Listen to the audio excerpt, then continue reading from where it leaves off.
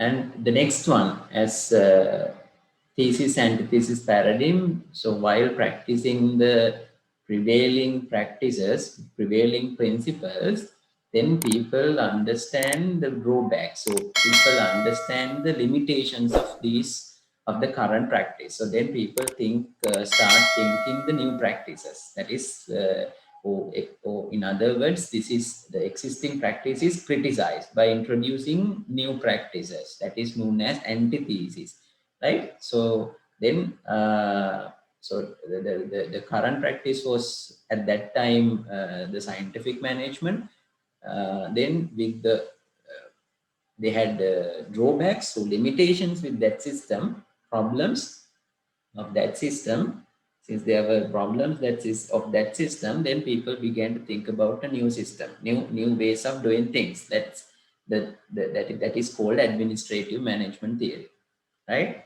So basically, this is known as bureaucracy. In other words, the study of how to create an organization structure that leads to high efficiency and effectiveness, right? So earlier, basically main concern was to develop the job.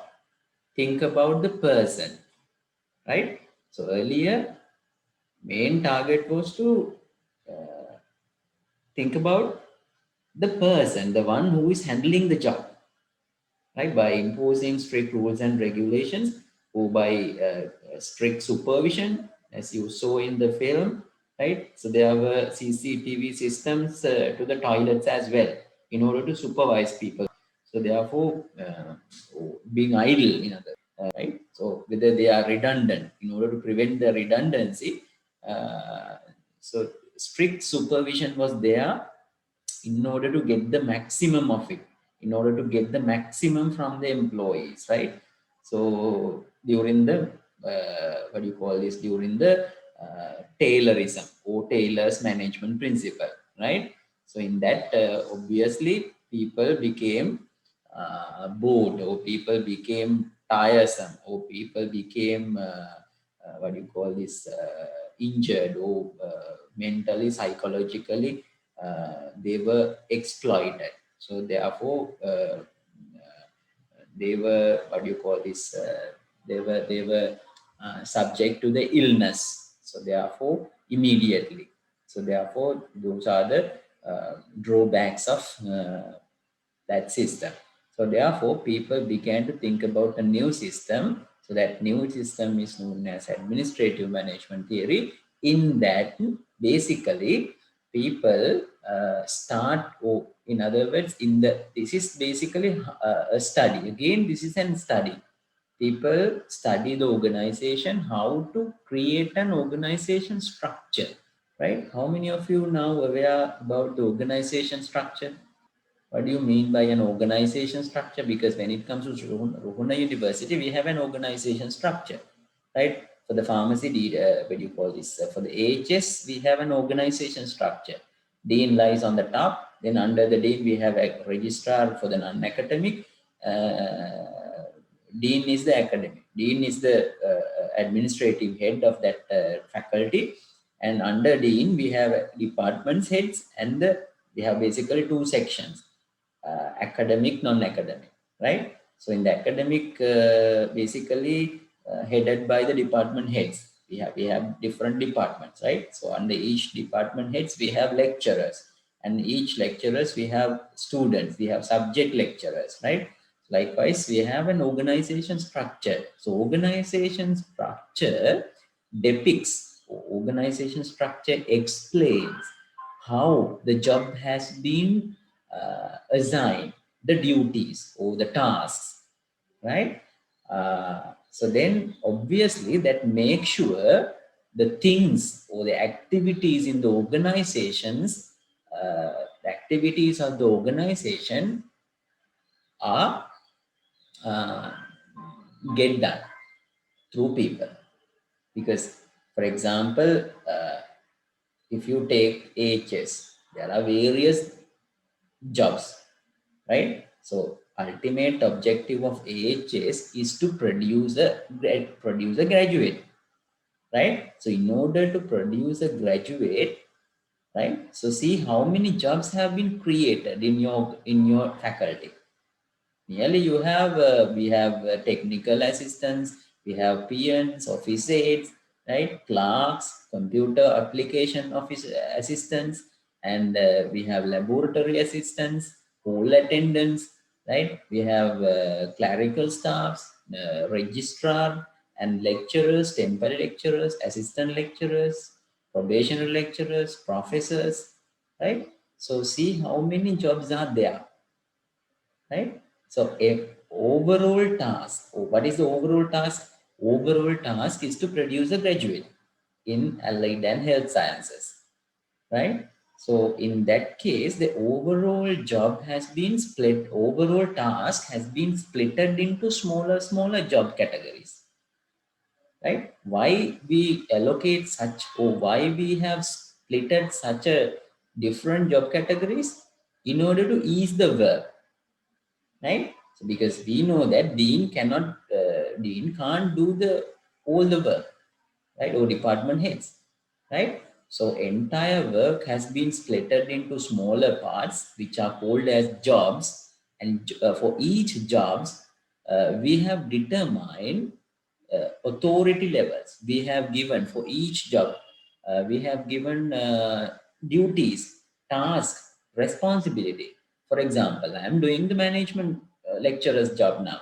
I have been given authority to conduct these lectures. I'm preparing my own handouts, and I'm lecturing on my own way. So that's my authority. I need not to take any authority or supervision or what you call approval for that, right? So I have been given a syllabus, and based on the syllabus, I have prepared my own handout, right? No one approves me, right? That has been authorized because from an appointment letter, I have been authorized because in the appointment letter, it clearly says I have been appointed by the Vice Chancellor. I have been appointed as the management lecturer, and for that, I have been given 20 hours to conduct, right? So with that appointment letter, obviously I have been authorized. And with that appointment letter, I have been given the responsibility, right? So likewise, each and every job, we have job responsibilities, tasks, duties, and authorities, right? For example, if you take Vice Chancellor's job, Vice Chancellor is a job of University of Rohana, right? He has been authorized by the University Act, right? He has been, that position has been given the authority, duties, responsibilities, and authorities, right? For each, for if you take dean's job, if you take department head's job, if you take a lecturer's job, right? If you take any job, whatever the kind of a job, each and every job has been given, basically has each job has those characteristics: tasks, duties, responsibilities, and authorities. Why we have given such type of components: tasks, duties, authorities, and responsibilities, in order to get the thing done, right? For example, if I have been given a responsibility, what is the responsibility now that I have been given? To conduct the 20-hour management lesson to you. So that is my responsibility that has been given, that is always from top to bottom. What is top to bottom? That has been given by the higher authority to me, because the Vice Chancellor has appointed me. That is top to bottom. Bottom in the sense that top management have taken a decision, and from that decision, I have been authorized, right? So therefore, that is responsibility is given from always from top to bottom. Can you understand what I'm telling? Right? So therefore, responsibilities, authorities again from top to bottom. Authority is given along with the responsibility, because responsibility is given without authority. What happens? Authority is not given. Responsibility only given. In that case, the work remains as the same. The work is not getting done. Why? Because the authority has not been given. For example, if I have not been given any authority, then I can't, how can I get the, for example, how can I prepare the my own handout? Because I have to take the authority. I have to take the approval of the handout, what I am going to teach, right? So therefore, likewise. So therefore, organization structure, basically organization structure consists with jobs, and each and every job in the organization structure has been given authorities, responsibilities, tasks, duties, etc. And why we have given those kind of tasks, duties, responsibilities, and authorities? In order to get the things done. In order to get the things done. See how, say whether, for example, if suppose that you are having, how many lectures do you have currently for this semester? Nearly 5, right? I guess. How many lectures do you have in this course modules or course units? I guess nearly Yes. 5, right? So suppose that 5 lecturers are there in order to conduct lectures to you, right? So then 5 lecturers coming, and whether dean or head visits to check whether they are doing the lectures or not. Are you whether your dean or the department head visit each and every classroom on a regular basis?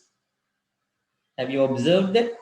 No, because they don't have time to observe that, because we, by giving authority, responsibility, task, duties, no need to supervise whether the things are being done, whether things completed, right? So that's why, by creating, right, by creating a job structure or organization structure, people are authorized, and in that case people independently do their jobs, right? There is, sometimes there may be immediate supervisor. For example, immediate supervisor, maybe the department head for the HS. Now for this, for me, Ms. Kanchana Vijayasekara is the immediate supervisor, my supervisor, because this course is conducted, course is under the Department of Pharmacy, right? So therefore, my immediate boss, my immediate supervisor is Ms. Kanchana, and I don't, I'm, and I'm not sorry, but how can I say this? She's not coming. She's not coming to observe my lecturing, because she have already made sure that I would do the lectures if I could, if I already have been, what do you call this, authorized or appointed by the Vice Chancellor. That's more than enough, rather than supervising, or rather than inspecting, monitoring whether I'm doing the job or not. Because rules, regulations, systems, and procedures have been developed, and those rules, regulation, systems prevents keep supervising, right? So therefore, organization, when you develop an organization structure, it implies that people voluntarily, people independently do their own jobs rather than strict supervision. But however, in the previous case, Taylorism, there was a strict supervision, right? Lack of what do you call this? There were no such rules, regulations strictly. There were to some extent, but there were no organization structures, right? So-called organization structures was not there. But after that, Taylorism, then people began to think about how the job has to be developed, and job is designed. And in the job designing process, basically people think about thought, or people began to think about what do you call this, duties, responsibilities, authorities, and tasks, etc., right? So then for each and every job, in the organization given tasks, duties, responsibilities, and authorities, and they made sure whether the person or job incumbent uh, uh, do the job or not, right? So ultimately, those duties, responsibilities, etc., make sure whether the job incumbent is doing the job or not, right? So therefore, this is basically known as administrative management theory, and this is still practicing when it comes to government organizations like University of Rohini. This theory is purely practicing, still practicing, right? We have clearly this 100%. So this theory is 100% applied in our organization, right? So you can understand by looking at the Rona University, we are practicing this. We have an organization structure, we have different jobs, and not the Rona University, almost all the organizations, most of the organizations in the world prevailing are using this. But apart from that, we have later modern type of organizations. So this is not the time to discuss those things. Modern type team-based organizations, organic type organizations, virtual organizations. We have modern types, but most traditional ones still practicing is the administrative management theory, which was introduced by Max Weber, right? So administrative management theory is known as bureaucracy, right? Bureaucracy. I think, I guess you may have heard about that. And in what you call this in Sinhala, that is called as bureaucracy is called as Nilatantravade. නිල බලවාදය. නිල බලවාදය නිලය බලය නිලය කියන්නේ job position එක. බලය කියන්නේ හැමතිස්සෙම authority එකක් දෙනවා ජොබ් පොසිෂන් එකට.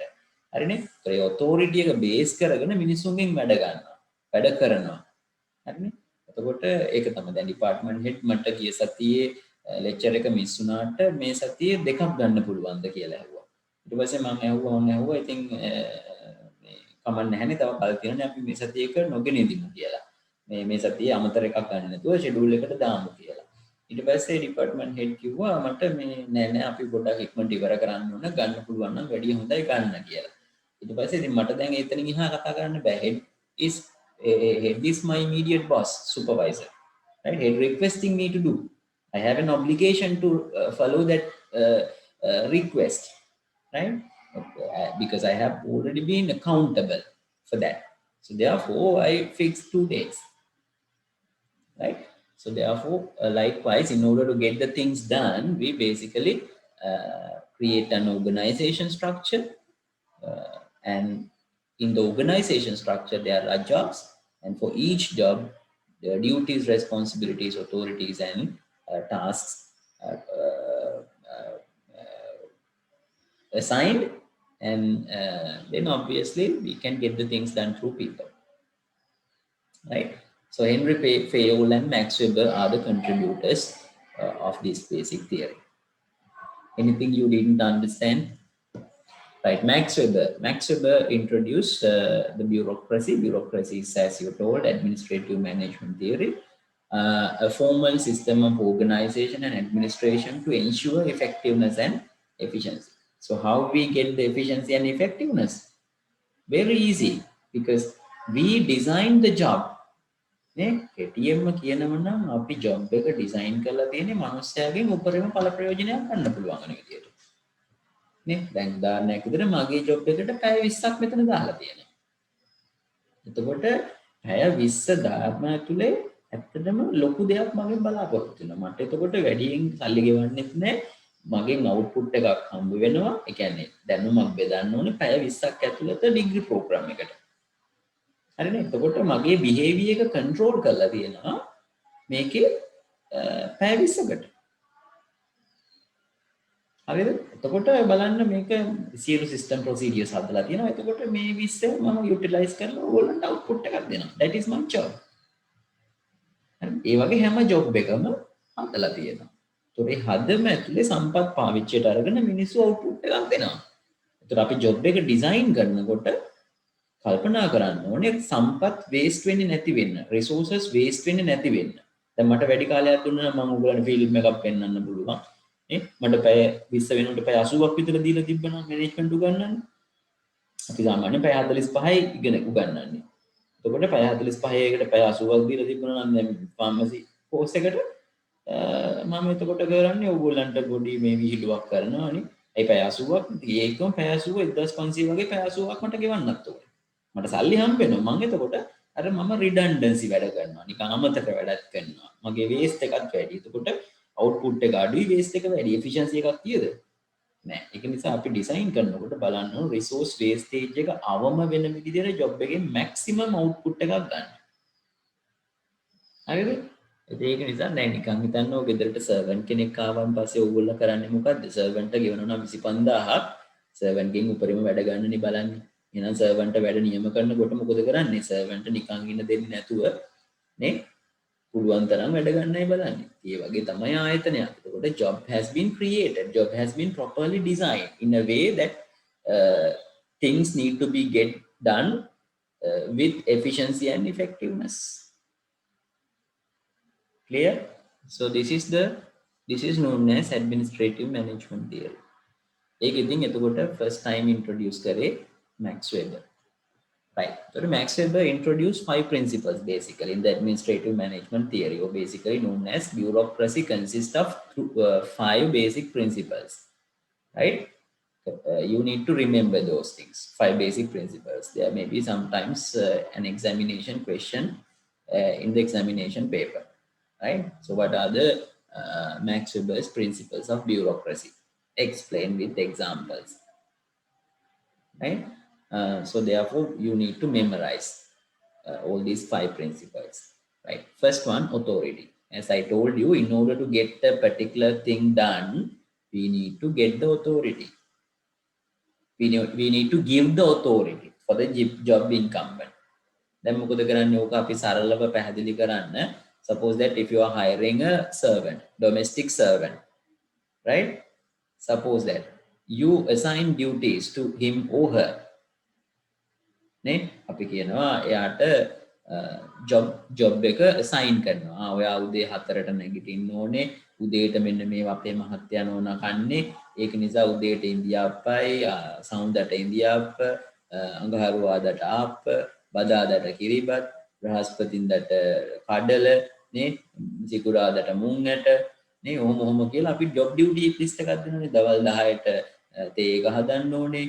දවල් 12ට බල්ලා නාවන්න ඕනේ. බල්ලාගේ කණේ මැක්කු ගලවන්න ඕනේ. බල්ලාගේ නේ මේ පීරන්න ඕනේ. බල්ලාට කෑම දෙන්න ඕනේ.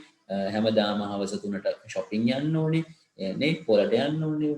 අපි ඩියුටි ලිස්ට් එකක් දෙනවානේ. මේ ඩියුටි ලිස්ට් එක දුන්නට විතරක් මදි. ඩියුටි ලිස්ට් එකේ තියෙන වැඩ කරන්න බලයකුත් දෙන්න ඕනේ. දැන් අපි හිතුවොත් උදාහරණයක් විදිහට කඩේට යන්නේ කියලා සල්ලි නොදී කඩේට යන්න කිව්වොත් මොකද වෙන්නේ? දැන් සල්ලි දෙනවනම් සල්ලි දීම බලයක් නේ? සල්ලි දීලා බලයක්. දැන් බලය දෙනවා කියන්නේ දැන් එයාට බලය කියන්නේ තීරණ ගැනීම නිදහස. නේ? දැන් බල්ලගේ ගැනේ අපි හිතුවොත් මැක්කෝ ගලවන්නේ කියලා කියනවා. එතකොට බල්ලා නාවනකොට මැක්කෝ ගලවන්න. මැක්කෝ ගලවන්නේ කියලා කියනවා. එතකොට දැන් බලය දීලා නැත්නම් ජොබ් ඉන්කම්බන්ට් රැකියාව කරන කෙනා කල්පනා කරන බල්ලගේ කනේ මැක්කෝ ඉන්න මට කනේ ඉන්නව ගලවන්නේ කියලා කිව්වේ නැහැ. ඒක නිසා මම බල්ලගේ කොන්දේ ඉන්න මැක්කෝ ටික විතරක් ගලවලා දානවා. නේ? එතකොට මොකද වෙන්නේ? බල්ලගේ කනේ මැක්කෝ ගලවන්න කිව්වේ නැති නිසා මම කරන්නේ. අන්න එතකොට අර ඒ බලය දීලා නැහැ. තීරණ ගන්න නිදහස දීලා නැහැ. නේ? අපි රුපියල් 1000ක් දීලා කෑම ගේන්නේ කියලා කඩේට යවනවා. 1000න් අපි බඩු ලිස්ට් එකක් දෙනවා. එතකොට 1000ට මදි වෙනවනේ. එතකොට මදි වුණොත් මොකද්ද කරන්න කියලා උපදෙස් දීලා නැහැ. නේ? එතකොට වැඩේ ඉතුරු වෙනවනේ හැම උපදෙසක් දීලා නැහැනේ. එතකොට හැමතිස්සෙම මහත්තයාට කතා කර කර අහන්න වෙනවා මහත්තයා මොකද්ද කරන්නේ කියලා. ඊට වැඩිය හොඳයි සර්වන්ට් කෙනෙක් ගත්තට වැඩිය මහත්තයාට මේ වැඩේ කරන්න. ඒක නිසා තීරණ ගැනීමේ බලයක් දෙන්න ඕනේ. නේ? එතකොට අර ඒ තීරණ ගැනීමේ බලය දුන්න ගමන් හරි ලස්සනට වැඩ ටික කරනවා යා තීරණ අරගෙන. මොකද වගකීම් පවර්ලා තියෙන්නේ, වැඩ ටික දීලා තියෙන්නේ, බලයක් දුන්නාම යා ලස්සනට වැඩ ටික කරනවා. ආයතනය වෙනුවෙන්. හරිනේ? දැන් මට ඒ ටික තමයි කරලා තියෙන්නේ. දැන් අපි කරන්නේ ඒක. නේ? අපිට බලය දීලා තියෙනවා දැන් අපි ආයතනය වෙනුවෙන් වැඩේ කරනවා. හරි. එතකොට ඔන්න authority එක නිසා අනිවාර්යයෙන්ම authority එක දෙන්න ඕනේ. බලය දෙන්න ඕනේ. Authority means decision making power. Decision making ability relating to the job. Right? A manager's formal authority derives from the position he holds in the organization. Manager විතරක් නෙවෙයි, for each and every job we have given a certain level of authority. අපි නිශ්චිත ප්‍රමාණයක් බලය දීලා තියෙනවා. දැන් උදාහරණයක් විදිහට අපි ගත්තොත් වයිස් චාන්සලර්ගේ ඉඳලා ඕගොල්ලන්ගේ ඩිපාර්ට්මන්ට් හෙඩ් දක්වා හයිරාකි එක. නේ? If you take from vice chancellor to the department head, organization hierarchy from vice chancellor to department head, pharmacy department head, right? The vice chancellor is the executive position in University of Rohana, and under vice chancellor we have dean AHS, and under dean AHS we have pharmacy department head, right? එතකොට vice chancellorගේ job responsibility එකයි authority එකයි මට්ටමට වඩා අඩු job responsibility එකකුයි job authority එකකුයි තමයි deanට තියෙන්නේ. deanගේ බලයට deanගේ authority එකට වඩා අඩු authority එකක් තමයි department headට තියෙන්නේ. headගේ authority එකට වඩා අඩු authority එකක් තමයි මට තියෙන්නේ lecturersට. හරිනේ? එතකොට මේක උඩ ඉඳලා පහළට organization එකේ authority එක දීලා තියෙන්නේ උඩ ඉන්න කෙනාට වැඩියෙනුත් යට ඉන්න කෙනාට අඩු වෙන විදියට.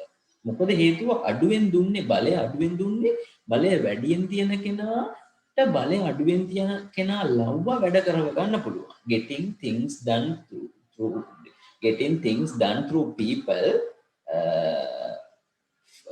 because from the people who have lower authority than the higher authority, person who is having the higher authority. Right? So always the degree to which higher degree of authority is given to the higher positions, right? Relative to that, certain low degree of authority is given to the lower level positions. So therefore, for each and every organization, for each and every job in the organization structure has a certain level of authority that is cascaded down from the level of authority as per the level of authority, as per the jobs in the different levels in the organization structure, right? Cascaded down from top to bottom, right? So which means that most higher positions having highest job authorities, and when it comes to the lower positions, very lower, that is proportionate to the level, right? That is proportionate to the level. The authority is proportionate to the level. Right. So authority is that, which means that in order to get the thing done, we must give different levels of authorities as per the levels in the job. As per the what you call this? As per the positions in the organization, as per the job positions in the organization structure. Right? Whether, for example, whether the job position is lying on the top of the organization's hierarchy structure, which means that higher level of authority is given. Or if you take a particular job which is lying on the in the middle of the organization structure, obviously middle level of authority is given. If the organization, if the job we are going to talk about is lying on the very low level, operational level job, operational level in the organization structure, a certain level of authority proportionate to that level of job is given, right? So which means that each and every job position must be given authority, right? And the second one is the performance base. Second one is the performance base, which means that for each and every job in the organization, job incumbents must be selected based on the thorough selection procedure. Which means that the most qualified people must be occupied, performance base, which means that based on their performance in the sense that job skills, knowledge, abilities, and competencies, right? The one who has the highest competencies must be appointed to the higher positions. The one who has the lower level of competencies, knowledge, and skills must be appointed to the lower level positions. Otherwise, what will happen? The what do you call this? Lower qualified people, in case suppose that if a lower qualified person is appointed to the highest level, higher position in an organization. Imagine a situation if suppose that like a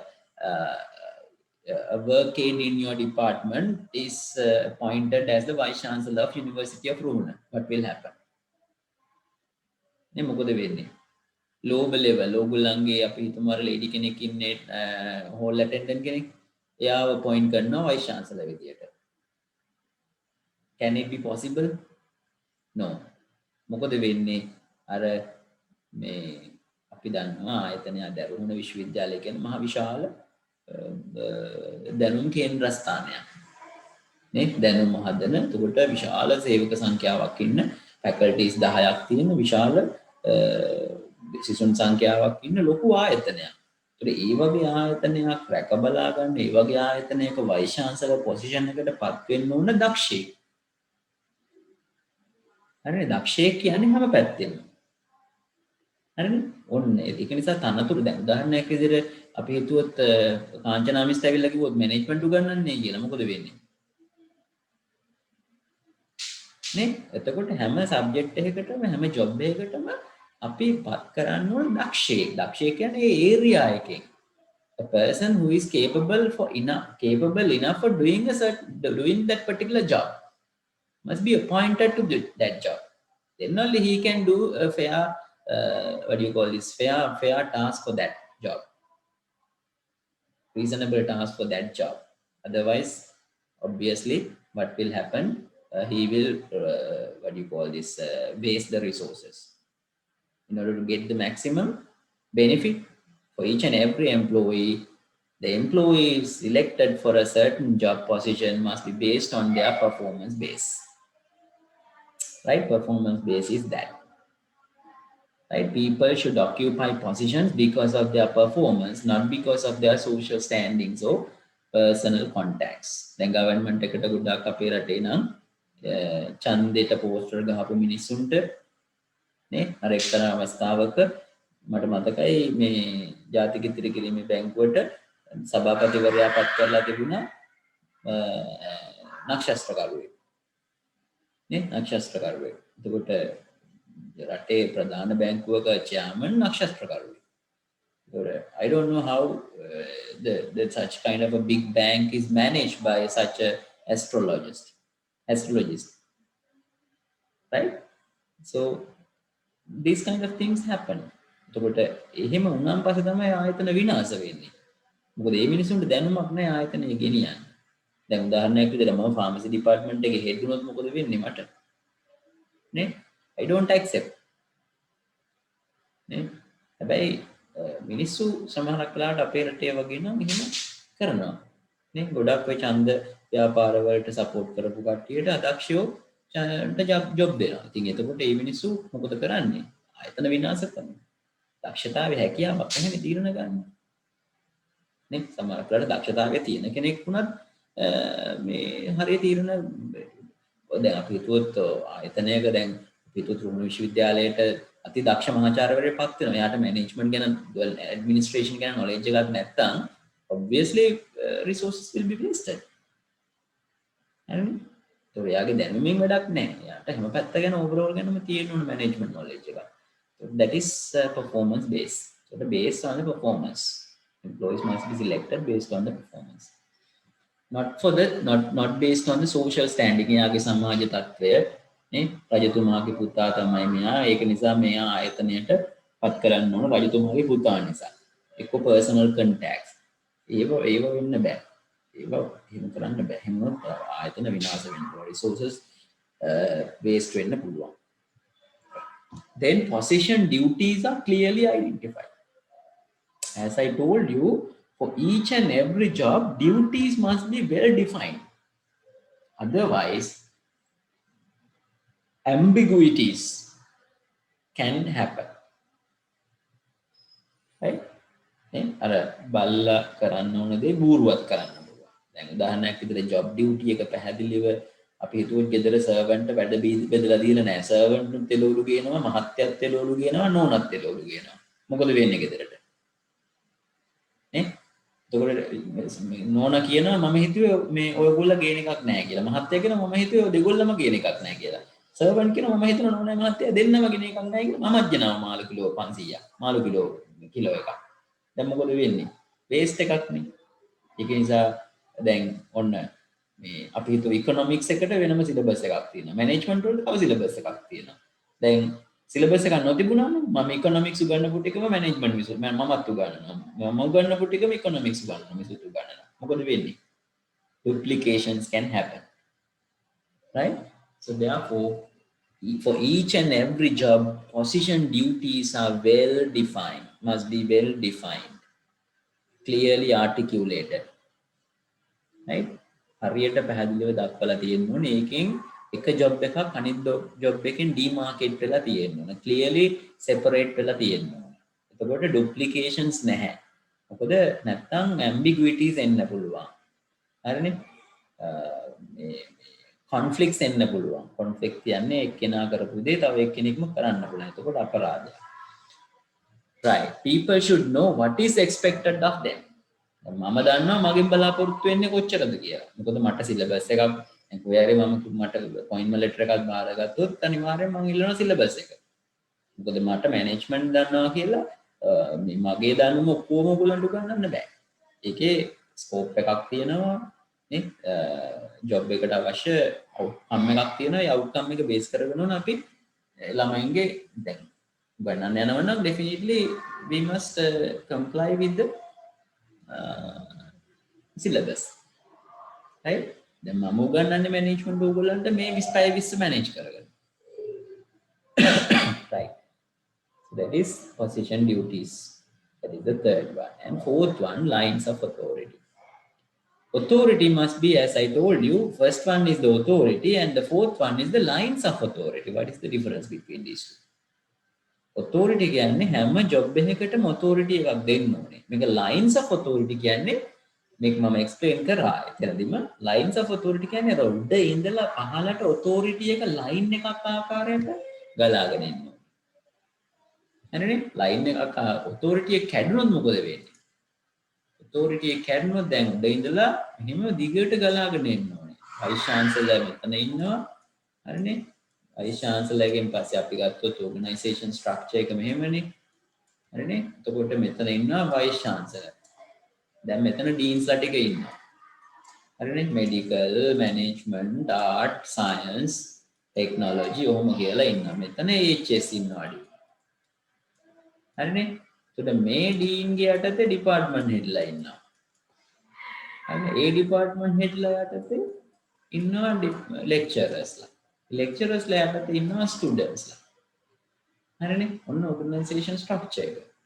එතකොට දැන් මෙයා දෙන order එක මෙයා පිළිපදින්න ඕනේ. එතකොට මෙයාගේ level එක authority එක 100ක් නම් මෙයාට 90ක් විතර තියෙන්නේ.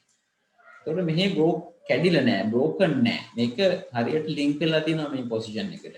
ඊට පස්සේ මෙතන ඉඳලා මෙයාට link වෙලා තියෙනවා. හරිනේ? ඊට පස්සේ ඔහොම යන්නේ line එකක් විදියට යන්නේ lines of authority.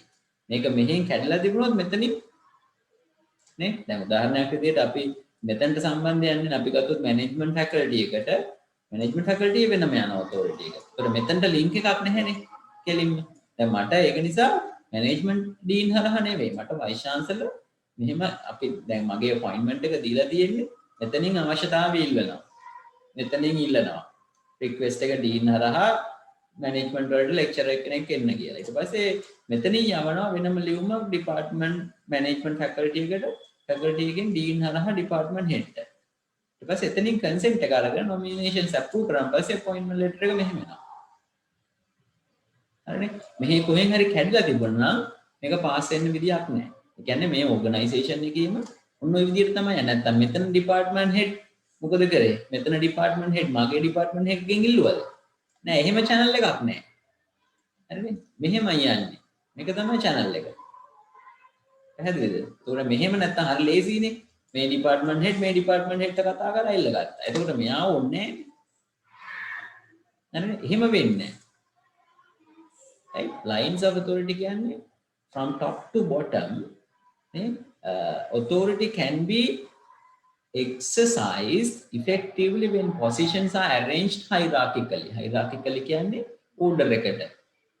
So employees know whom to report and who reports to them. මම දන්නවා මම මෙතනදී මම මගේ ප්‍රශ්නයක් ආවොත් මම මගේ හෙඩ් එක කියන්න යනවාද? මෙතන ලින්ක් එකක් නෑ මගේ හෙඩ් එක කියන්නේ. මගේ head HRM department head. Management faculty එකේ. ඒතකොට මම දන්නවා මට මොකක් හරි ප්‍රශ්නයක් ආවොත් මම report කරන්න ඕන කාටද කියලා. දැන් වෙනම ෆැකල්ටි එකෙන් වෙනම කෝඩිනේටර් කෙනෙකුත් පත් කරලා තියෙනවා නේ. ඒ කෝඩිනේටර් තමයි මම ඉස්සෙල්ලාම අපොයින්ට්මන්ට් ප්‍රශ්න කියන්නේ. ඊට පස්සේ ඒ කෝඩිනේටර් හා ඩිපාර්ට්මන්ට් හෙඩ් යනවා. ඩිපාර්ට්මන්ට් හෙඩ්ගෙන් ඩීන්ට යනවා. ඩීන්ගෙන් යනවා vice චාන්සලර්ට.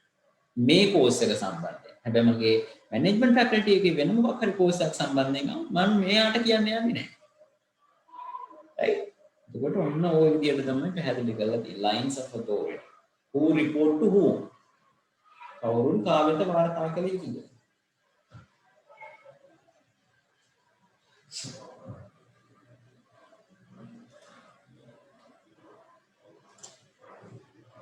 Right. Then fifth one, last, what do you call this? Last principle. Last principle is SOPs, rules, standard operating procedures, and norms. Managers must create a well-defined system of rules, standard operating procedures, norms, so they can effectively control the behavior. දැන් මට time table එකක් දීලා තියෙනවානේ. මට අද දැන් පොඩ්ඩක් හවස කාලා නින්ද ගියා. අද නම් බෑ ලෙක්චර් එක කරන්න. අද රෑ 10ට කරනවා කියලා මං කියනවා. මට ෆ්‍රී ටයිම් එකනේ. එහෙම කරන්න පුළුවන්ද මට? බෑ. ඔපරේටින් ප්‍රොසීජර් එකක් තියෙනවා. නේ? එතකොට මොකද වෙන්නේ? everybody must follow the same procedure. නේ? In order to prevent redundancies. නේ මට තමන්ට ඕන වෙලාවට තමන්ට ඕන වැඩ කරගන්න විදියට බෑ. මේක ආයතනයක් ප්‍රතිපත්තියක් තියෙනවා, පොලිසි එකක් තියෙනවා, සිස්ටම් එකක් තියෙනවා, ප්‍රොසීජර් එකක් තියෙනවා. That procedure must be followed everyone if accept the jobs in that organization. එතකොට එහෙම තිබුණොත් විතරයි වැඩක් හරියට කරව ගන්න පුළුවන් වෙන්නේ. එහෙම නැති වුණොත් මොකද වෙන්නේ? මිනිස්සු වැඩ කරන්නේ නැතුව ආයතනෙන් පඩි අරගෙන තම තමන්ගේ වැඩ කරගන්නේ. නිසා හැම දෙයකම system and procedures තියෙනවා establish කරලා තිබිය යුතුයි. ඒතකොට those principles, 5 principles introduced by Max Weber during 200 years ago, during 1700 administrative management, basically 1700 1910 වගේ කාලවල තමයි මේක පටන් ගත්තේ. ඊට පස්සේ දා ඉඳලම අද දක්වාම මේක පැවැත්වගෙන යනවා. Right? 5 principles still practicing. Right. So rules you know. It is a rule, standard operating procedure, SOP, written instructions about how to perform a certain aspect of a task. වැඩේ කරන්න ඕන කොහොමද? දැන් මගේ SOP එකක් තියෙනවා මේ ඕනම ජොබ් එකකට. දැන් උදාහරණයක් විදියට ඕගොල්ලන්ට ආයතනයේට ෆොටෝකොපි මැෂින් එකක් ගන්න ඕන. ඕනම ජොබ් එකකට SOP එකක් තියෙනවා. දැන් අපිට ඕන විදියට hand out එකක් හදන්නත් බෑ. hand out එක විතරක් නේ. අපි හිතුවොත් paper එකක් හදන්න බෑ. paper එක හදන විදියක් තියෙනවා. mechanism එකක් තියෙනවා. ඉස්සෙල්ලා මාස දෙකකට විතර විභාගයට කලින් examinersලා appoint කරන්න ඕන faculty board එකේ. ඒක senate එකට ඉදිරිපත් කරන්න. senate එකෙන් approval ගන්න ඕනේ. ඊට පස්සේ examinersලා කියන්නේ paper setter, paper moderator කෙනෙක් ඉන්නවා, paper first marker, paper second marker ඉන්නවා. හරිනේ? ඊට පස්සේ supervisor ඉන්නවා, invigilators ලා ඉන්නවා exam එකේ.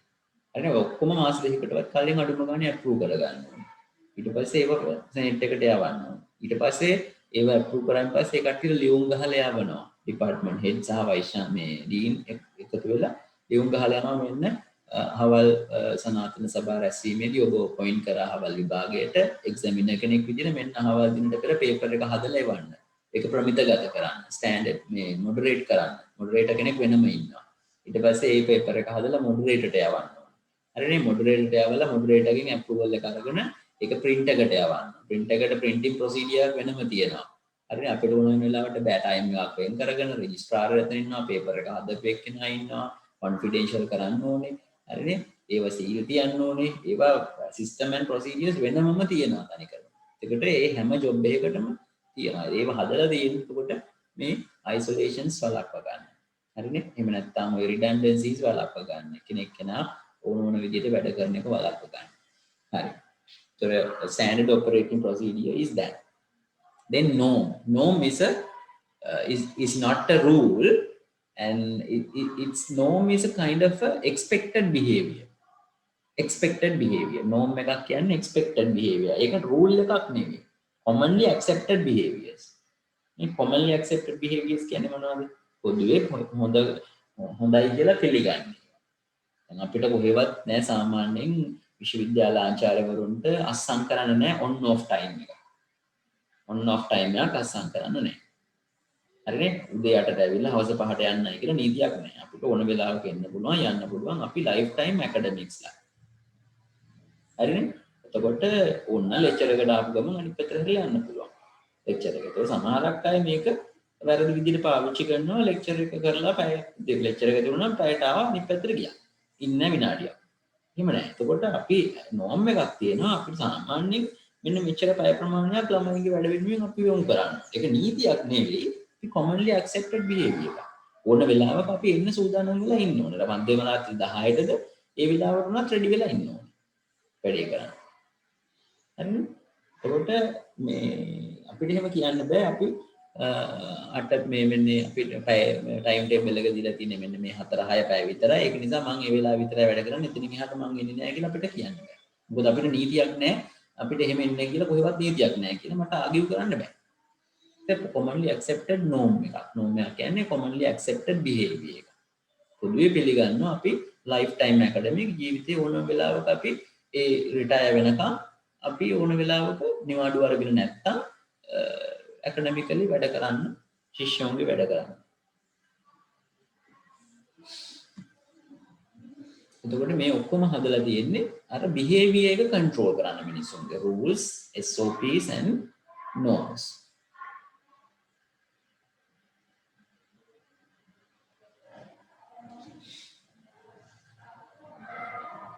Now Henry Fayol.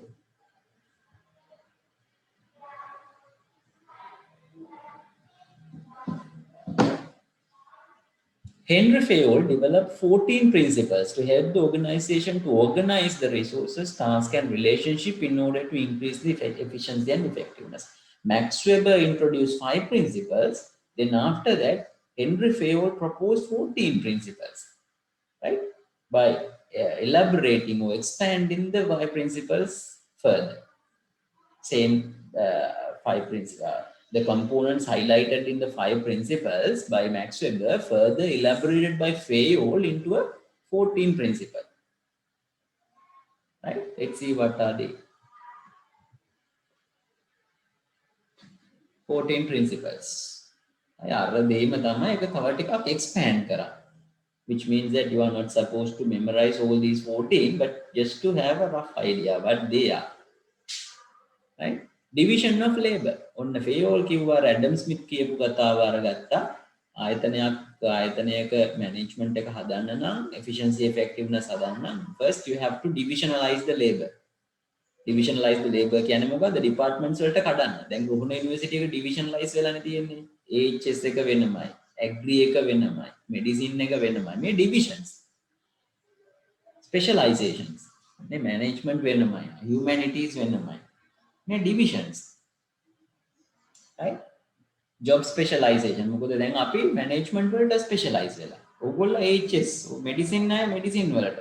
මේ engineering අය engineering related specialize වෙලා. ඒ job specialize වෙලා තියෙනවා. Authority and responsibility. දැන් එතකොට jobs ටික කැඩුවා specializations වලට. ඕගනයිසේෂන් එකේ. එතකොට ඊට පස්සේ මොකද කරන්නේ? ඒ ජොබ්ස් වලට අවශ්‍ය ඔතොරිටි එකයි රෙස්පොන්සිබිලිටි එකයි දෙන්න ඕනේ. රෙස්පොන්සිබිලිටි කියන්නේ වැඩ ටික. ඔතොරිටි කියන්නේ වැඩ ටික කරන්න අවශ්‍ය බලය දෙන්න ඕනේ. ඊට පස්සේ මොකද කරන්න ඕනේ? unity of command. unity of command කියන්නේ unity කියන්නේ one, command කියන්නේ order. නේ? order කියන්නේ command කියන්නේ instructions කියන එක. unity of command කියන්නේ instructions must come from only one supervisor. නේ? ඔයගොල්ලෝ දැකලා තියෙද වයිස් චාන්සලර්ලා දෙන්නෙක් ඉන්න යුනිවර්සිටි එකක්. ඔයගොල්ලෝ දැකලා තියෙද ඩිපාර්ට්මන්ට් හෙඩ්ලා දෙන්නෙක් ඉන්න ඩිපාර්ට්මන්ට් එකක්. දැන් B farm එකේ ඉන්නේ කීයද? මේ ෆාමසි ඩිපාර්ට්මන්ට් එකේ එක හෙඩ්නේ. ලංකාවට එක ජනාධිපතිවරයා ඉන්නේ. ඕනේ ආයතනයක් බලන්න හෙඩ්ලා දෙන්නෙක් ඉන්නවද? හැබැයි ඔයගොල්ලන්ගේ පවුලට ඉන්නවා දෙන්නෙක්. අම්මත් හෙඩ් තාත්තත් හෙඩ්. දැන් මොකද වෙන්නේ? පවුලේ හැමදාම ආරවුල්. මොකද අම්මා කිව්වහම yes කියලා දෙයක් තාත්තා කියනවා no කියලා. තාත්තා no කිව්වොත් අම්මා yes කියනවා. මොකද වෙන්නේ? yes no කියා ගහ ගන්නවා දෙන්න. නේ? දැන් අද කාලේ ගොඩක් පවුල් වලට වෙලා තියෙන්නේ ඕක. ඒක නිසා ලෝකේ නායක දෙන්නෙක් එක තැන හිටියොත් වෙන්නේ අවුලක්. ඒක නිසා ෆේයෝල් කිව්වා, මැක්ස් වෙබර්ත් ඔය කතාව කිව්වා. හැමතිස්සෙම එක්කෙනෙක් පත් කරන නායකයෙක්. එතකොට අර එයා දෙන ඉන්ස්ට්‍රක්ෂන්ස් අනිත් අය පිළිපදින. ඒක කන්ෆ්ලික්ට්ස් ඇති වෙන්නේ නැහැ. නේ? authority and responsibility. Unity of command. Command must be come from only one supervisor, one head, one boss.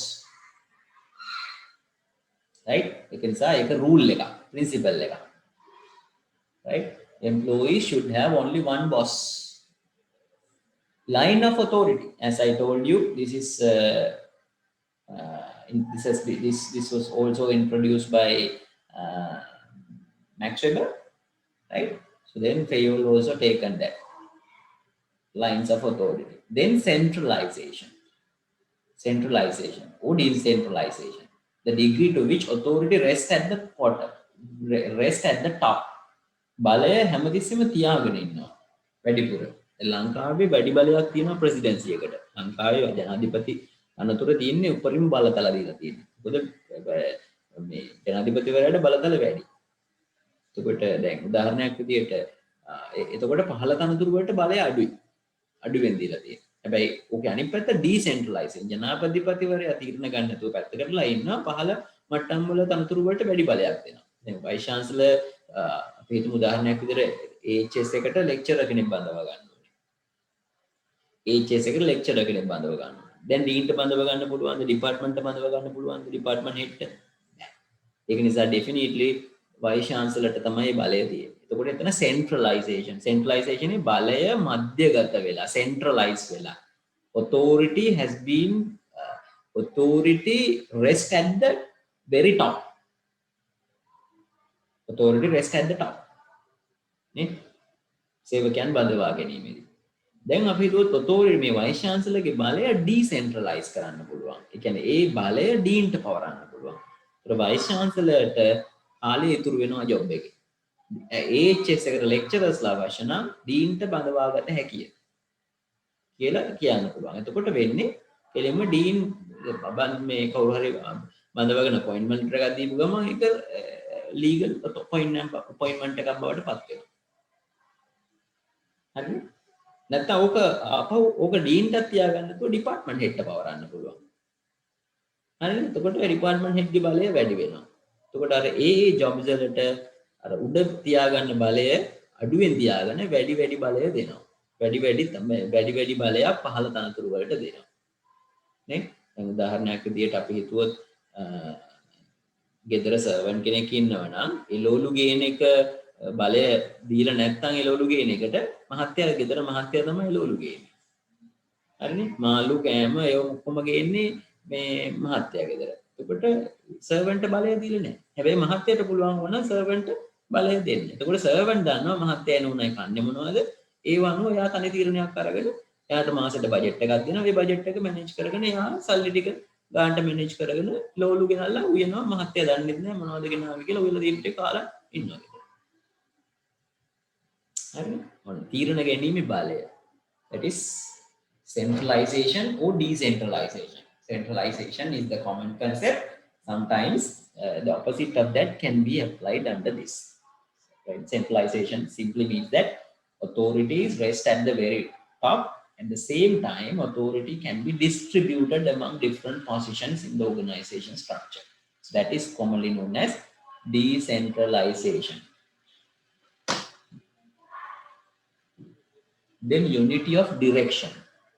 Unity is one, direction is the vision. Right? Unity of direction, there must be one vision. දැන් අපි හිතුවොත් HS එකට එක අරමුණක් තියෙනවා university එකේ තව අරමුණක්. එහෙම වෙන්න පුළුවන්ද? බෑ. HS එක යුනිවර්සිටි එකේ විෂන් එකක් තියෙනවා. ඒ විෂන් එකම තමයි HS එකේ විෂන් එකක් වෙන්න ඕනේ. මිෂන් එකත් ඒකම තමයි. හැබැයි ඔබ්ජෙක්ටිව්ස් වෙනස් වෙන්න පුළුවන්. මොකද ඔබ්ජෙක්ටිව්ස් උත් හැබැයි කම්ප්ලයි වෙන්න ඕනේ විෂන් එකටයි මිෂන් එකටයි. මොකද මේක එක ඕගනයිසේෂන් එකක්. මේ සියලු ඩිවිෂන්ස් යන්නේ ඒක ඕගනයිසේෂන් එකේ ටාගට් එකට. one vision should be there. නේ? අපි හිතුවොත් දැන් උදාහරණයක් විදියට යුද්ධය තියෙනවා. යුද්ධය තිබුණානේ අවුරුදු 30ක්. දැන් හමුදාවේ එක එක අංශ තියෙනවා ඩිවිෂන්ස් නේ. පාබල හමුදාව, ගුවන් හමුදාව, ශ්‍රී ලංකා පොලිසිය, නාවික හමුදාව, නාවික හමුදාවෙත් වෙනම බලගන්න තියෙනවා නේ. මේ ගුවන් හමුදාවෙත් වෙන වෙන ඩිවිෂන්ස් තියෙනවා නේ. යුද්ධ හමුදාවෙත් වෙන වෙන ඩිවිෂන් ගැමුණු රෙජිමේන්තුවනේ ඔහොම කියලා ගොඩක් තියෙනවා ඩිවිෂන්ස්. දැන් මේ ඩිවිෂන් එකට අපි හිතුවොත් ඔක්කොම යුද්ධ කරේ ප්‍රභාකරන් පරද්දන්න. දැන් කොටම එක විෂන් එකයි. නැත්තම් ගැමුණු හේවා එකට තව විෂන් එකකුයි ආමි එකට මේ තව විෂන් එකකුයි නේවි එකට තව විෂන් එකකුයි තිබුණා නම් කොහෙද යන්නේ මේ කට්ටිය ඔක්කොම නේ? එතකොට එක එක්කෙනා එක එක පැති වල යන්නේ. එහෙම වෙන්න බෑ. It's a organization must have only one vision, one target, one direction. එක direction එකටයි යන්නේ කවුරු. Right? නිසා ඒක deviate වෙන්න බෑ division wise. That is unity of direction. One plan of action, in other words. Then equity. Equity, fairness. We need to treat everyone fair. Fair treatment for all. Otherwise, if we treat the different people in different way, people do not do the tasks, don't do the jobs. Suppose that, for example, we have a management faculty senior lecturer and BPharm AHS pharmacy department senior lecturer, right? If these two guys are paid differently, obviously they will be demotivated, right? So professor, if you take a professor in medical faculty and professor in management faculty, right? So if they are the same level, professor, associate professor, then same scale will be given. Suppose that University of Peradeniya and University of Ruhuna, equal pay must be given. Equity. Otherwise, people will be demotivated, right? Then if in case of demotivation, people won't work. People do not work, right? So then resources wasted. Right, order. Next one, order is performance based. Order, in other words, known as performance based. What was discussed in the bureaucracy. I guess you understood the performance based. Order in the sense that people must be selected for each and every job based on their physical abilities, mental abilities, and competencies, which means that the people must be placed in the organizational jobs as per an order. Order simply means that the one who has the higher knowledge, skills, and abilities must be selected for the higher level positions. The one who has the very lower level of knowledge, skills, and competencies must be selected for the lower level of job categories. That is an order. Then ninth one, initiative. Initiative is always encourage the people in your organization for innovation. නවෝත්පාදනය කරන්න මිනිස්සු ඉනෝවේට් කරන්න හැමතිස්සෙම innovative කරන්න. ඒ කියන්නේ encourage කරන්න. නේ ඕකමනේ අපේ කුමාරතුංග මුනිදාස මහත්තයා කිව්වේ අලුත් දෑ නොතනන ජාතිය ලොව නොනගී කියලා නේද? ඒ වගේ මේ හැමතිස්සෙම ආයතනයක් දියුණු වෙන්න නම් ඉනෝවේෂන්ස් මොටිවේට් කරන්න ඕනේ.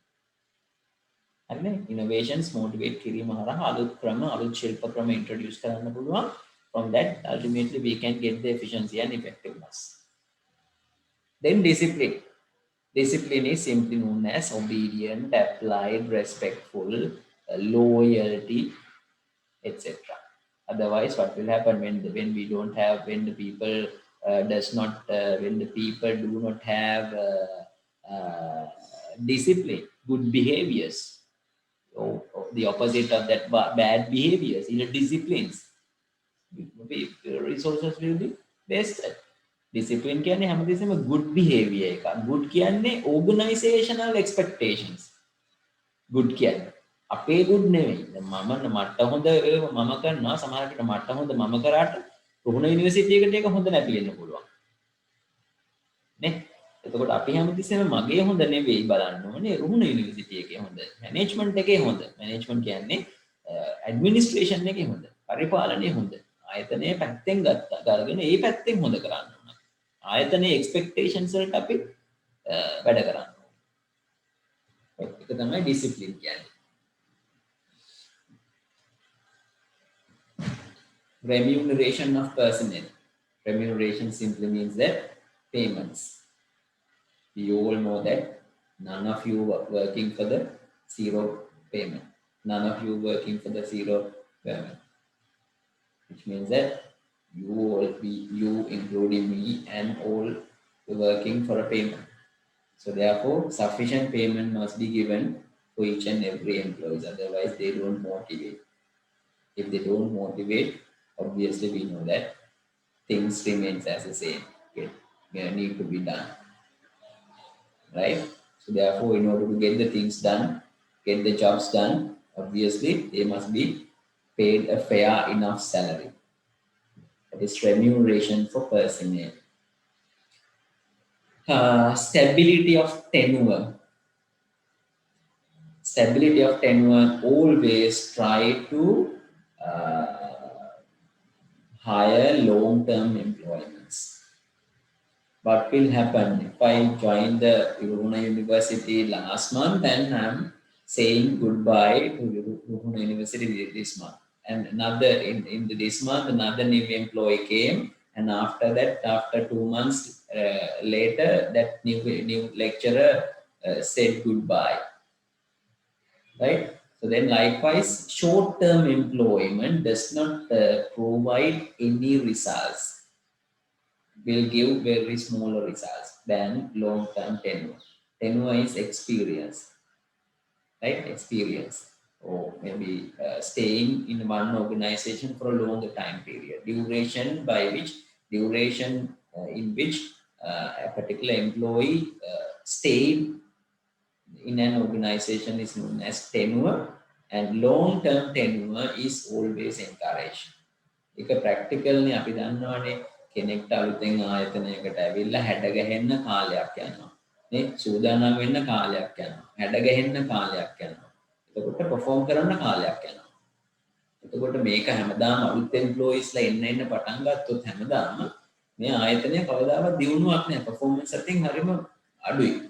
හැබැයි long term employments තිබුණාම ඒ කට්ටිය පළපදියම් වෙලා ඉන්නේ ආයතනය. ඒ කට්ටිය හොඳට දන්නවා system and procedures වැඩ දන්නවා අත්දැකීම් තියෙනවා.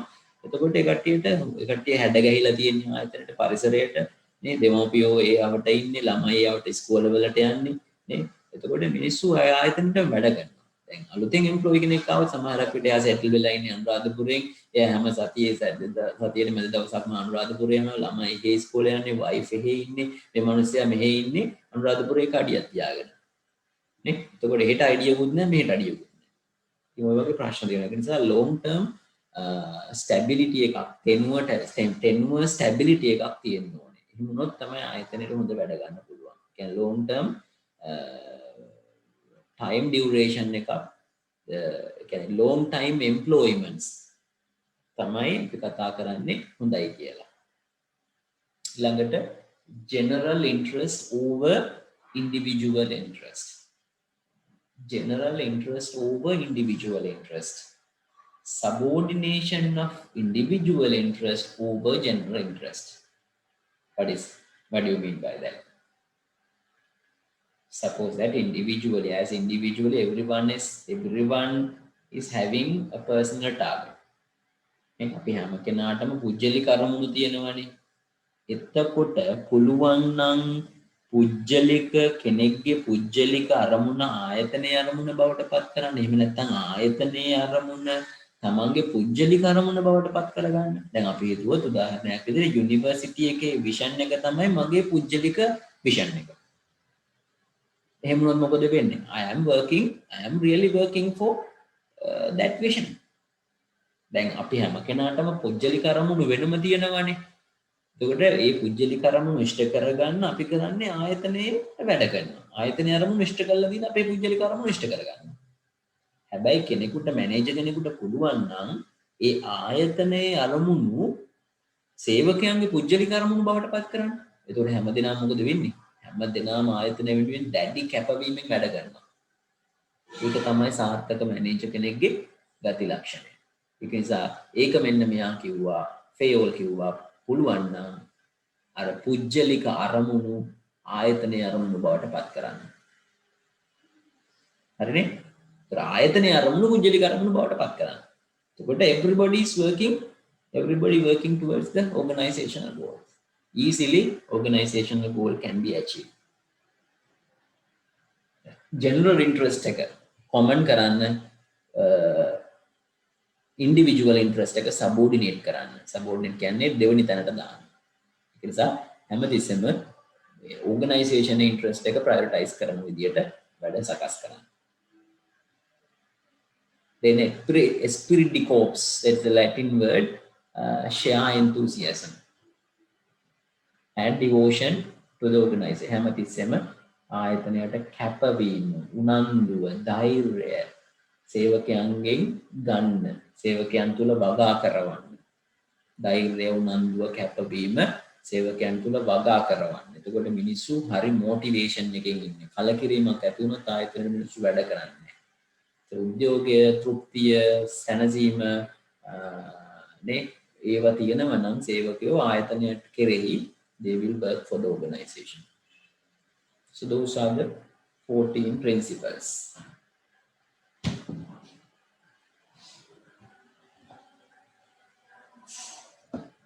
Right. Then that's all about bureaucracy.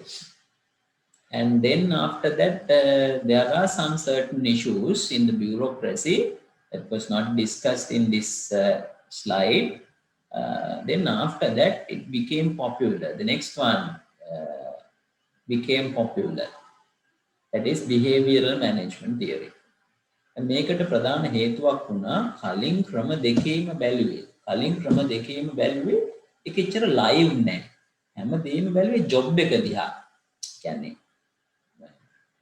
W Taylor බැලුවේ පුළුවන් තරම් මිනිස්සයා මැෂින් එකක් විදිහට සලකලා ස්පීඩ් එක වැඩි කරලා efficiency effectiveness ගන්න.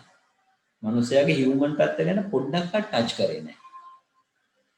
ඊළඟට ඇඩ්මිනිස්ට්‍රේටිව් මැනේජ්මන්ට් එක පැත්තෙන් ගත්තොත් දැඩි නීති රීති හඳුන්වලා දීලා ජොබ් එක හරියට ඩිසයින් කරලා ජොබ් එකෙන් වැඩ ගන්න. මිනිස්සයා ගැන එතන හිතුවෙත් නැහැ. මිනිස්සයා ගැන මොනවත් හිතුවේ නැහැ. හැබැයි මෙතන මේකෙදී මිනිස්සු තේරුම් ගත්තා ජොබ් එක ගැන විතර හිතලා මදි. මිනිස්සයා ගැනත් හිතන්න වෙනවා. මිනිස්සයා කියන්නේ හියුමන් කෙනෙක්. ඒතර එයා ඇනිමල්, එයාට ෆීලිංග්ස් තියෙනවා, සෙන්සස් තියෙනවා, ඉමෝෂන්ස් තියෙනවා. ඒතර මේ ඕගනයිසේෂන් එකක් කියන්නේ සොසයිටි එකක්. ඒ සොසයිටි එක මිනිස්සු වැඩ කරනකොට මෙතන සෝෂල් ඉන්ටරැක්ෂන්ස් එන්න පුළුවන්. මිනිසුන්ට ප්‍රයිවසි තියෙනවා, මිනිසුන්ට මොටිවේ, මිනිසුන්ට එපා වෙනවා එකම වැඩේ කරා, මිනිසුන්ට කම්මැලි හිතෙනවා. මේවා මිනිසුන්ගේ ගති ලක්ෂණනේ. අන්න ඒව ගැනත් සැලකිලිමත් වෙන්න ඕනේ කියලා අදහසක් ආවා. ඒක තමයි අපි කියන්නේ behavioral management theory. ඒ නිසා behavioral පැත්ත, මිනිසුන්ගේ behavioral concerns අපි ටච් කරන්න ඕනේ. මිනිසුන්ගෙන් වැඩ ගන්න නම් කියලා පොඩි අයිඩියා එකක් ආවා. අන්නේ අයිඩියා එක තමයි අපි කියන්නේ behavioral thought. එහෙම නැත්නම් behavioral management. Contributors ලා ඉන්නවා එල්ටන් මායෝ, ඩග්ලස් මැග්ග්‍රෙගර්. තමයි pioneers ලා ඒ කට්ටිය සයිකොලොජිස්ලා ඒ කට්ටිය කියන්න පටන් ගත්තා මිනිස්සුන්ගේ හිත සතුටු කරන්න ඕනේ. මිනිස්සුන්ගේ හිත මොටිවේෂන් එක මිනිස්සුන්ගේ භෞතික මේ මානසික අවශ්‍යතා භෞතික විතරක් නෙවෙයි මානසික අවශ්‍යතා මනස ගැන සැලකිලිමත් වෙන්න ඕනේ. ආයතනයක වැඩ කරන්න ගියාම වැඩ ගන්න නම් මිනිස්සු සතුටෙන් තියන්න ඕනේ. ඒකට අපි මෙන්න මේවා සලකා බලන්න ඕනේ කියලා කට්ටිය ප්‍රින්සිපල්ස් කීපයක් හඳුන්වලා දුන්නා. Taylor ignored the human side of the organization. Taylor basically ignored the human side. Basically, Taylor treated the human as a machine. එයා කිව්වේ පුළුවන් තරම් ස්පීඩ් එක වැඩි කරොත් ප්‍රොසෙස් එකේ මනුස්සයාගේ ස්පීඩ් එක වැඩි කරගන්න. يعني මනුස්සයාගේ ස්පීඩ් එක වැඩි කරොත් මේ ඒකනේ හැමතිස්සෙම ට්‍රයිල් ඇන්ඩ් එරර් බලන්න කිව්වේ ට්‍රයිල් ඇන්ඩ් එරර් නේ දැන් කරනවට වැඩිය වෙන ක්‍රමයක් අලුතෙන් හඳුන්වා දෙන්න පුළුවන්ද? අලුත් ක්‍රමයක්. ඊට වැඩිය කලින් එකට වඩා. ඒ කියන්නේ හැමතිස්සෙම මනුස්සයාගේ ස්පීඩ් එක වැඩි කරා. එතකොට ඒකයි දෙකම කරේ ඒක ඇඩ්මිනිස්ට්‍රේටිව් මැනේජ්මන්ට් තියරි එකකින් කරේ ජොබ් එක ගැන විතරයි ස්ටඩි කරේ. The study of how managers should personally behave to motivate employees and encourage them to perform at high levels and they committed to the achievement of organizational goals basically was considered in this behavioral thought. කෙටියෙන්ම කියනවා නම් motivation ගැන කතා කරා. එල්ටන් මායෝ මේකට පොඩි study එකක් කරා 1932 24 ඉඳලා 1932 දක්වා කාල සීමාව තුල වෙස්ටර්න් ඉලෙක්ට්‍රික් කම්පැනි බේස් කරගෙන චිකාගෝ නගරයේ හෝතෝන් කියලා නගරයක් තිබුණා. චිකාගෝ සිටි එකේ හෝතෝන් කියන ටවුන් එකේ ෆැක්ටරි එකක් තිබුණා. වෙස්ටර්න් ඉලෙක්ට්‍රික් එකේ බ්‍රාන්ච් එකක්. ඒ බ්‍රාන්ච් එකට හෝතෝන් ෆැක්ටරි කියලා කිව්වා. ඒ හෝතෝන් ෆැක්ටරි එක බේස් කරගෙන ඒකේ ඉන්න එම්ප්ලොයිස්ලා බේස් කරගෙන රිසර්ච් එකක් කරා අවුරුදු 8ක් තිස්සේ. ඒ රිසර්ච් එක කරේ මිනිස්සුන්ගේ සැටිස්ෆැක්ෂන් ලෙවල් එක, මිනිස්සුන්ගේ ප්‍රයිවසි එක, මිනිස්සුන්ගේ ඉමෝෂන්ස් ප්‍රොඩක්ටිවිටි එකට බලපානවාද කියලා බලන්න. හරිනේ? ඒක නිසා ඒ තියරි එක නම් කරා හියුමන් රිලේෂන් තියරි. මිනිස්සු රිලේෂන්ෂිප් මේන්ටේන් කරනකොට මිනිස්සුන් අතරක වැඩ කරනකොට මොනවද අඩුපාඩු මිනිස්සු වැඩියෙන් එක්ස්පෙක්ට් කරන්නේ මිනිස්සු ඒ දේවල් ඒ වැඩියෙන් බලාපොරොත්තු වෙන දේවල් දුන්නොත් අවුට්පුට් එක වැඩි කරගන්න පුළුවන්ද කියලා ස්ටඩි කරා. ඒකට අපි කියනවා එල්ටන් මායෝස් Hawthorne studies and theories known as human relation theory. ඒකද එක්ස්පෙරිමන්ට්ස් 4ක් කරා. experiment of illumination, relay room experiment, mass interview program and bank wing room experiment කියලා එක්ස්පෙරිමන්ට්ස් 4ක් කරා. මේ එක්ස්පෙරිමන්ට් 4 ගැන අපිට ඉගෙන ගන්න යන්න අවශ්‍ය නැහැ in detail. අපිට වෙලාවක් ඇත්තෙත් නැහැ. ඒක නිසා මේ ස්ටඩීස් 4 outcome එක main idea එක තමයි main major finding එක තමයි the studies found that the managers need to consider the privacy, influence of the groups, interpersonal relations, and social needs of the employees when getting the works done. දැන් උදාහරණයක් විදිහට බුදුහාමුදුරුවෝ ධර්මයේ දේශනා කරන්න කලින් ඇහුවේ ඔබ සියලු දෙනා මේ කුසට ආහාරයක් අරගෙන ඉඳලා ඉන්නවද කියලානේ. මොකද කුසට ආහාරයක් නැත්නම් ඔළුවට වදින්නේ නැහැනේ. ඒ වගේ මිනිසුන්ගෙන් වැඩ ගන්න නම් මිනිසුන්ගේ මනස නිරවුල්ව තියනවද කියලා අපිට බලන්න. මැනේජර්ස්ලාට වැඩ ගන්න නම් මිනිසුන්ගෙන් ඒ මිනිසුන්ගේ පෞද්ගලිකත්වය, ඒ මිනිසුන්ගේ කණ්ඩායම් වල හැඟීම, කණ්ඩායම් වල මේ බලපෑම, කණ්ඩායම් වල බලපෑම කියන්නේ දැන් අපි හිතුවොත් උදාහරණයක් විදිහට ඔයගොල්ලෝ අකමැතිම කෙනා ඔයගොල්ලන්ගේ පන්තියේ ඉන්නවා. දැන් මොකද වෙන්නේ? ඔයගොල්ලෝ අකමැතිම කෙනා ළඟ වාඩි වෙලා ඉන්නවා. දැන් මේ පුපුර ඉන්නේ මල කරුමේ මගේ පිළිපස්සේ වාඩි වෙලා ඉන්නවනේ මේක. මේ මට මොනවද පේන්නේ? මට එපා වෙනවා. මොකද දකින්න හිතෙන්නේ නැහැ. දැන් හිත ඉන්න පාඩම අහන්නේ. මේ මොකද වෙන්නේ? මිනිස්සු අතර මිනිස්සුත් එක්ක වැඩ කරනකොට මිනිස්සු අතර පොඩි ගැට්ටනයක් නැති වෙනවා. ඉන්ටරෙස්ට් වෙනස්. එක එක්කෙනාගේ අපේක්ෂාවන් වෙනස්. එක්කෙනෙකුට තරහ යනකොට තව එක්කෙනෙකුට සතුටු වෙන්න පුළුවන්. මේ මිනිස්සුන්ට ෆීලිංගස් තියෙනවානේ. එතකොට මිනිස්සු වැඩ කරනකොට මේ ෆීලිංගස් අතර කොන්ෆ්ලික්ට්ස් ඇති වෙලා මිනිස්සු අතර ගැටණයක් නැති වෙන්න පුළුවන්. ඒතර ඒ ගැටණයන් පුළුවන් තරම් මැනේජ් කරන තරමට තමයි මිනිස්සුන්ගෙන් වැඩ ගන්න පුළුවන්. මොකද මිනිස්සු හැමතිස්සෙම බලන්නේ ප්‍රශ්නයක් ඔළුවට දාගන්න. මොකක් හරි. එතකොට අන්න ඒක ඒ behavioral concern එක මේ ස්ටඩි එකෙන් මේ highly emphasize කරා.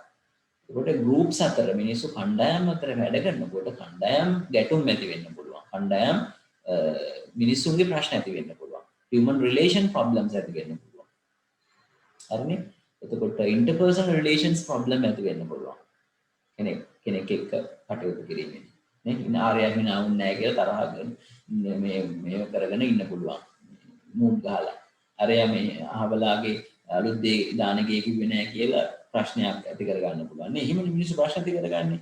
නේ අර එක්ක ඉරිසියා කරගන්න. මිනිස්සු ස්වභාවයෙන් ඉරිසියා කරනවා, වෛර කරනවා, ක්‍රෝධ කරනවා, මෛත්‍රිය කරනවා. නේ මිනිස්සුන්ට එන ෆීලිංගස් නේ, ඉමෝෂන්ස් නේ. සතුට නේ කිසිම හේතුවක් නැති දේවල් නිසා මිනිස්සු අතර තරහ ඇති කරගන්න. ඉතින් ඒවා ස්වභාවික දේවල් පරිසරයක ඉන්නකොට. ඒක නිසා එන්නේ ඒ ප්‍රශ්න විසඳන්න කියලා කිව්වා ඉස්සෙල්ලා ආයතනයක. හරිනේ? දැන් උදාහරණයක් විදිහට දැන් අපේ ආයතනවල ඔයගොල්ලන්ට රැකියා ආයතන වලට ගිහිල්ලා වැඩ කරනකොට තේරෙයි කොච්චර අමාරුද මිනිස්සුත් එක්ක වැඩ කරන්න කියලා. අපි සමහර වෙලාවට හිතපුවත් නැති දේවල් වෙනා හිතලා අපිත් එක්ක තරහ වෙලා. එක්කෝ කැපිලි කැටිලි එනවා. බොස් අපි ගැන වැරදි විදිහට හිතාගෙන ඉන්නවා. බොස් අහවලත් එක විනාවුනේ නැහැ කියලා මේ බොස් අපිට කැපිල්ල දානවා. බොස් කැපිලි දානවා කියන්නේ බොස්ට ෆීලිංගස් තියෙනවා. නැත්නම් මැෂින් එකක් වෙන්නේ බෑ.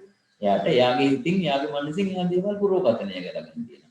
ඒක නිසා එයාට ඕන විදිහට එයා හිතනවා. අපිට ඕන විදිහට අපි හිතනවා. ඊට පස්සේ අපි දෙගොල්ලම ආයතනට ඕන විදිහට හිතන්නේ නැහැ. අපිට ඕන විදිහට තමයි හිතන්නේ. එතකොට වෙන්නේ අපි වෙන පැත්තක යනවා ආයතනේ තව පැත්තක යනවා. right? So those things can happen. ඒක නිසා ඒ සියල්ල විසඳන්න ඕනේ කියලා කිව්වා. Human relations theory එක. මිනිස්සුන්ගෙන් වැඩ ගන්න නම්. That is the Elton Mayo's human relations theory. Then Douglas McGregor introduced by theory X and theory Y. ඒකට මේක අලුත් එකක්.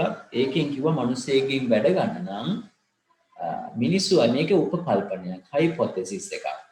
ඕනම ආයතනයක මිනිස්සු කොට්ටාස දෙකක් ඉන්නවලු.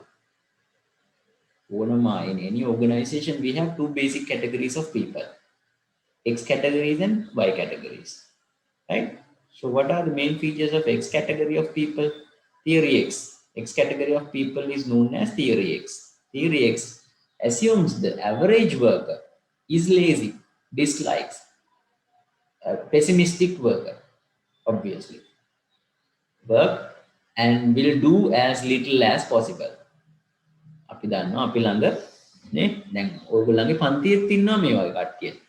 දැන් මම කියන දේ in detail ලියා ගන්න actively සම්බන්ධ වෙන එක ළමයා මේ පන්තියේ ඉන්නේ මම දන්න විදියට.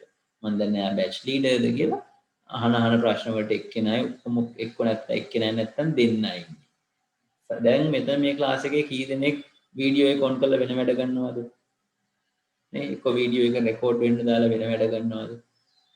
නේ අන්න ලේසි මිනිස්සු අර x ජාතියේ මිනිස්සු වැඩ පැහැර හරින්නමයි බලන්නේ හරියට උනන්දුවක් නැහැ වැඩ කරන්න ඩිස්ලයික් වැඩට අකමැති මේ අපේ ආයතනවල ඉන්නවා මේ වගේ මිනිස්සුන්ගේ බිහේවියර් එක ස්ටඩි කරලා තමයි මේ assumptions හදලා තියෙන්නේ ඒ වගේම අපිට ළඟ ඉන්නවා y type මිනිස්සු ඒ කට්ටිය හරිම උද්‍යෝගිමත් හරිම ඇක්ටිව් හරිම පොසිටිව් දකින්නේ අය හරිනේ they are not lazy want to do a good job for the organization.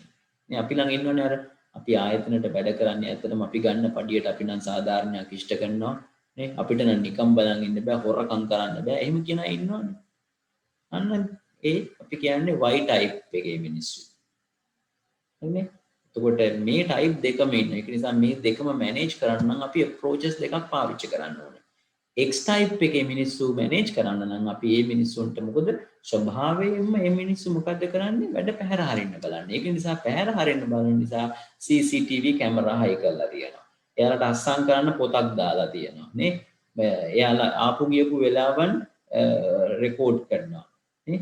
අර ඒ උපකල්පනයේ මත තියාගෙන. හරිද? එතකොට අපිට ඒ පුජ්‍යලයාද B පුජ්‍යලයාද කියලා එහෙම අපිට හඳුනන්න බෑ. ඒක නිසා strict rules තියෙනවා අර වගේ පුජ්‍යලෝ හිටියොත් ඒ කට්ටිය මැනේජ් කරන්න. හරිනේ? ඒ වගේ පුජ්‍යලෝ ඉබේම මැනේජ් කරන්න පුළුවන් මොනවයින්ද? managers must closely supervise and control through reward and punishment. හොඳ වැඩක් කරොත් reward දෙනවා, නරක වැඩක් කරොත් punishment දෙනවා. හරිනේ? strict rules and procedures impose කරලා තියෙනවා. X මිනිස්සු හසුරුවන්න. Y මිනිස්සු හසුරුවන්න හරි ලේසි. ඒ මිනිස්සුන් අපි දන්නවා ඒ කට්ටිය සුපර්වයිස් කරත් වැඩ කරනවා නොකරත් වැඩ කරනවා.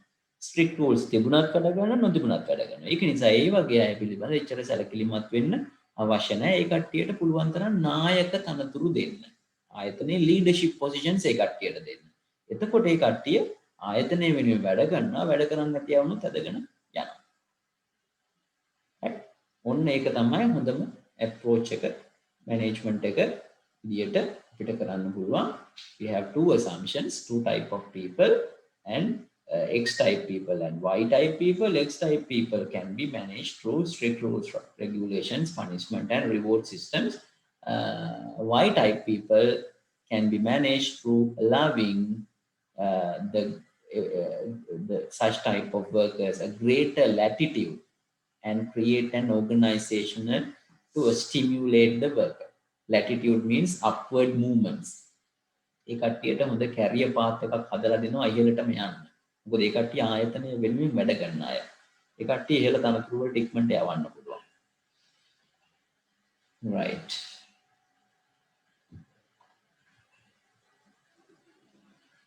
Theory X and theory Y.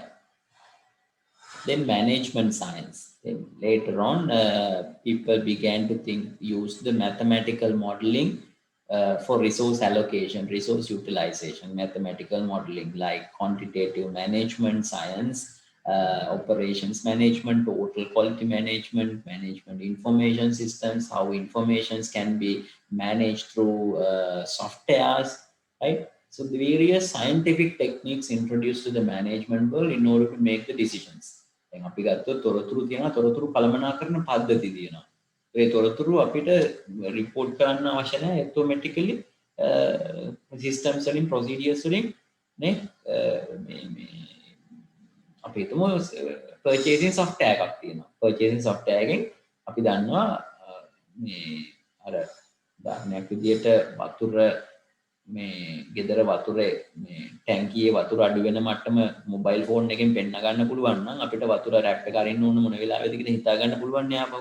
ඒ වගේ ආයතනට අමුද්‍රව්‍ය ගෙන්නන්න ඕන මොන වෙලාවෙද මොන කොච්චර අමුද්‍රව්‍ය දැන් ප්‍රතිශතයක් තියෙනවද ආපහු අනෝම් කරන්න ඕන මොන ප්‍රතිශත මට්ටමේද කියලා softwares වලින් direct signals දෙනවා. හරිනේ? එතකොට ඒ වගේ decision making අපිට කරන්න පුළුවන්. මොන ට්‍රාන්ස්පෝර්ට් මෝඩ් එකද පාවිච්චි කරන්න ඕන, මොන ඉන්වෙස්ට්මන්ට් එකද පාවිච්චි කරන්න ඕන, වැඩිම රිටර්න් එකක් හම්බෙන්නේ මොන ඉන්වෙස්ට්මන්ට් පෝර්ට්ෆෝලියෝ එක ඉන්වෙස්ට් කරාමද, මොන රිසෝස් එකද යූස් කරන්න ඕන, මොන මැටීරියල් එකද යූස් කරන්න ඕනේ, කවදාද ඒව ගෙන්නන්නේ, ෆැබ්‍රික් එක අඳුමක් මහන්න අවශ්‍ය නම් ඒ ෆැබ්‍රික් එක ක්වොලිටි එක මොකක්ද, ඒ ඔක්කොම මැතමැටිකල් මොඩලින් වලින් softwares වලින් ඇල්ගොරිතම්ස් වලින් අපිට ඩිසයින් කරගන්න පුළුවන්. හරිද? ඒතොර ඒවා කොහොම අපේ ගොඩාක් අද මැත්ස් යූස් කරනවා management වලට scientific techniques අපි use කරනවා management වලට. එතකොට අන්න ඒක මේ වෙනම කලාවක් විදියට ඒක මේ විද්‍යාවක් විදියට ආවා නමක් කියනවා ඒකට management science කියලා. management science. right. එතකොට මේ හැම ඒවම ඇවිල්ලා තියෙන්නේ මොනවද කරන්නද? efficiency and effectiveness වැඩි කරන්න. ඊළඟට ඕගනයිසේෂන් එන්වයරන්මන්ට් තියරි කියලා තව එකක් තියෙනවා නූතන තියරි එකක්. ඒකෙදි බලන්න ඕනේ මොන දේ කරත් නැහැ එන්වයරන්මන්ටල් කන්සර්න් එක. මොකද අපි හැම දෙයක්ම ගන්න එන්වයරන්මන්ට් එකෙන් ඒ එන්වයරන්මන්ට් එකෙන් අරගෙන අපි එන්වයරන්මන්ට් එකටම රිලීස් කරනවා. ඒතකොට මේ දෙක බැලන්ස් කරන්න ඕනේ. හරිනේ? මේ දෙක බැලන්ස් කරන්න. අපි ගත්ත ප්‍රමාණය එන්වයරන්මන්ට් එකට දාන්න ඕනේ. එන්වයරන්මන්ට් එක දාපු ප්‍රමාණය අපි ආපහු නැවත ගන්න ඕනේ. මේක process එකක්. හරිනේ? ඊළඟට සිස්ටම් තියරි එක අපි කතා කරා input conversion and output system theory කියන්නේ ඒකම තමයි මේක environment තියරි එකම තමයි අපි කතා කරා inputs taken from the environment and output released to the environment that must be balanced then, right? So organizations are open systems as we discussed. right? Raw materials are taken from the environment and outputs are released to the environment as well, right? So done.